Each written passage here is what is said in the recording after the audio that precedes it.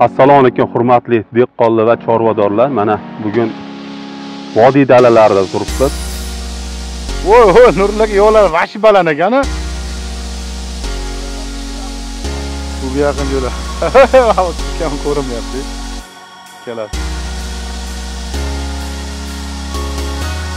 125, 120, 130. Aynan qayerda turganimizni aka tanishtirib o'tsangiz. Aynan hozirgi momentda Andijon viloyati Ulug'nor tumani namuna masjid Bobur fermer xo'jaligi turibmiz. Dala g'alla ekin maydonida. Bu yerga hurmatli kuzatuvchilar, Tritikali Odyssey navidan ekilgan. Bu urug'imiz birinchi ekilgan sanasi 1-oktyabr bo'lgan. Ya'ni ishlovida birinchi ekishdan oldin 150 kg amofos sepib turib ekkanmiz. Ya'ni qanaqa selkada, ana Germaniyadan kelingan selkada ekilgan urug' bo'ladi. Keyin urug'ni ekkanimizdan keyin sirazi birinchi suvni berganmiz. Orqasida ya'ni 3-4 kun o'tgandan keyin, ya'ni urug'ni yerimiz namligi hisobligi uchun 3-4 kun o'tkazganmiz.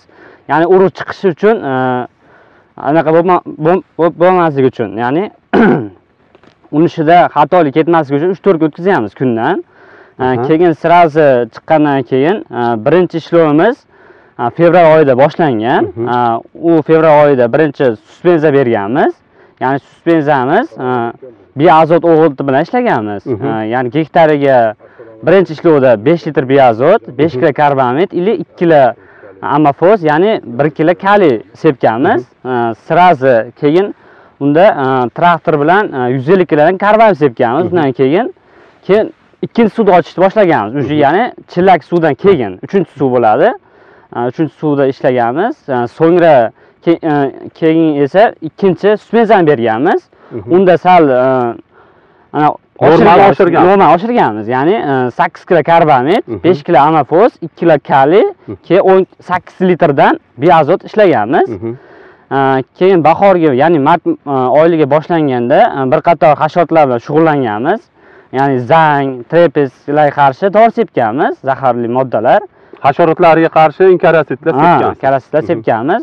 So'ngra mart oyining 15larida yana dorilaganmiz. Ya'ni unda silitra bilan ishlaganmiz.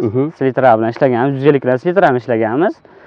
Keyingisida 3-chi suspenzamizda ham keyin yana oshirganmizda, ya'ni 10 kg karbamid, 8 kg amofos, 3 kg kaliy, 10 litrdan biazot bilan ishlaganmiz.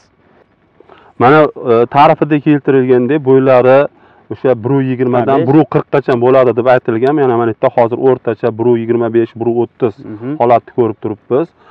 Boshoqlari yirik bo'lgan. Shu mana shu holatda mana shamol bo'lgandir, boshqa bo'lgandir, endi ta'rifi bo'yicha bu shamollarga chidamliligi ancha yuqori. Yotib qolishga chidamli deb aytilganda, shu narsalarning guvohi bo'ldingizmi? Misol shamol bo'lganda yotib qolishlar yoki dalangizda qaysi joylarda yotib qolish jarayonlarini kuzatdingizmi, yo'qmi? Endi mana to'g'risini aytganda, gidetda bir 8 yildan beri shu narsa bilan shug'ullangan bo'lsak, ya'ni o'zim ishtirok etganman ko'p yil.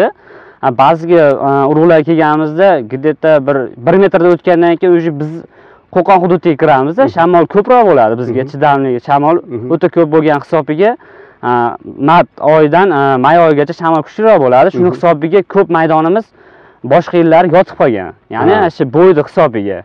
Bu navga kelsak, mana hozir bo'yi siz aytib turganingizdek 120 dan 140 gacha bo'lib turibdi. Ya'ni mana holati yaxshi, namligi ham zo'r, shamolga chidamli ana urug' ekan deb hisobladik.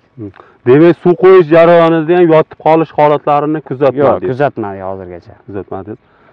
Barakasini bersin. Xudo xolasa endi hosillarni yig'im davrida kuzatamiz. Xudo xolasa telefonlashib xabarlarini berib yorasiz. Charchamang, baraka toping. Salomat bo'ling. Faqat muvaffaqiyat urug'larini eking. Zamin Eko Agro.